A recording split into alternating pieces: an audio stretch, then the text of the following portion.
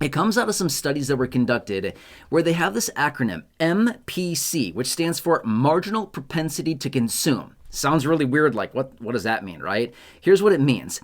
Basically, what they do is they categorize individuals into high MPC, medium MPC, and low MPC. Basically, what they found is that low income and fixed income individuals have a high MPC. What that means is that if these individuals were given an allotment of money, say $2,000, what they find is that 80% of that money is spent almost immediately within the first 10 days. 80% of that money. So, and again, with a $2,000 allotment, they find that $1,600 of that money, 80% of it, is spent within the first 10 days. And then within the next 30 days, the remaining 20% of that money is spent. So in other words, giving a low income or a fixed income beneficiary $2,000, they essentially spend all of that money within a 30-day period of time. Now, on the other side of the spectrum, people that have a very low MPC generally are high income people. And what they find with that is that if they were to give these individuals $2,000, they don't do anything with it. They're like a bunch of squirrels. They hide it away like a bunch of nuts, and then they save that for someday in the future. Not the whole point. Remember, I've said this a ton of times over the years. I don't know, 1,000 times over the years. What is the whole purpose of the distribution of any type of money to people in the form of stimulus, rebates, refunds, dividend payments, distributions, whatever you want to call it? What is the purpose of it? To impact the economy, to stimulate the economy. That's literally why they do it. It's literally why they send out stimulus checks, or formerly known as EIP, economic impact payments, during an economic downturn, a contraction, or a recession. It's literally the reason that they send out money. It's not because they want to help us out. It's not because they like us. It's because they want to impact and stimulate the economy, and they use us as a proxy to do that. That's the truth behind it, okay? So it's literally what they do.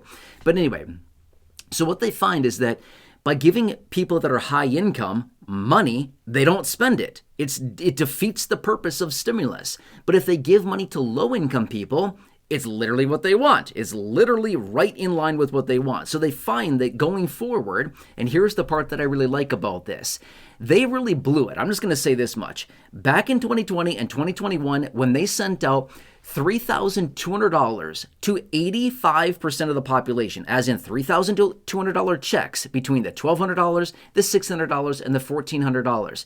Adding it all up comes to $3,200 per person for 85% of the population, which is about 286 million people, which cost nearly $1 trillion. About $850 billion is how much all of that cost back in 2020 and 2021. In my opinion, they blew it. They sent out way too much money to way too many people. They should have had that money highly focused, sent out to just lower income and middle income individuals, kind of on the lower income spectrum, because that money would have been spent quickly to stimulate the economy.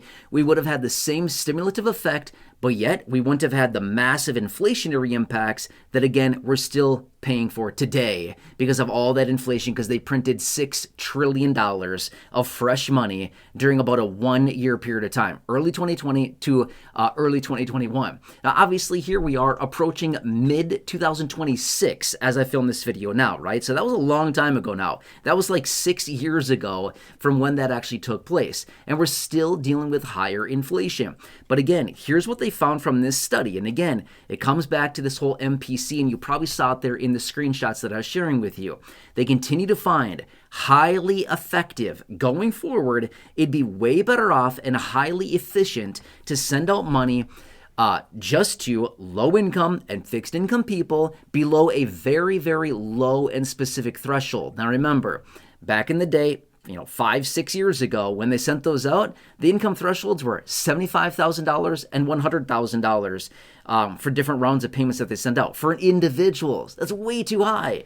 These income thresholds should be way, way, way less, like 40,000 tops should be the income threshold, maybe even lower than that. So the money's just going out to a very, very highly specified group of people. But here's what they also found.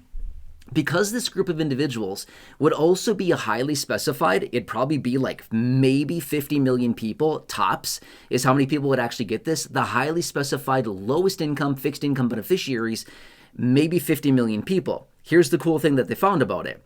Going back to 2020 and 2021, like I said, they sent out about $850 billion to about 286 million people, right? It's a lot of money. But here's what they found.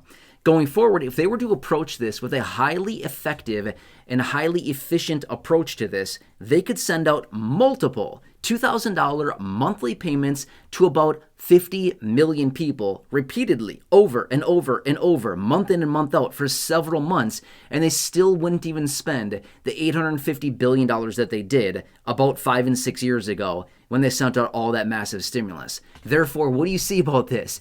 Getting tons of money into the pockets and into the possession of the lowest income and fixed income. They would go out because they have a high MPC, marginal propensity to consume. They would spend it quickly, which is exactly what they want during an economic downturn, an economic contraction, a recession. So we would have the same stimulative effect, but yet we would not have the nasty hangover of massive inflation for many, many years into the future. I don't know. This is what I like about it, right? I've said this for many years as this study has come up and as this is circled around out in the headlines over the last several years here, I've come back in videos and I'm like, hey, I really, really like this proposal.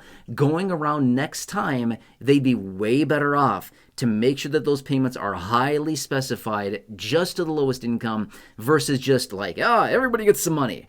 Yeah, that's cool. But then we have this massive inflationary impact and supply chain issues and all kinds of other things that we've all dealt with over the last, say, 5 and 6 years since all of that money was sent out, right? So anyway, drop your comments down below. Let me know what you think about this. But I really, really like these studies, and I feel like it's very important to look at this kind of stuff because hopefully those individuals, that have the power of the purse to actually approve these types of things would actually look at studies like this and be like, yeah, we can do something like this. We wouldn't have it nearly the financial outlays that they did 5 and 6 years ago of $850+ billion. It would cost significantly less, meanwhile getting the money to the people that need it the most and still having the same stimulative impact without the inflationary impact. I don't know. It's like a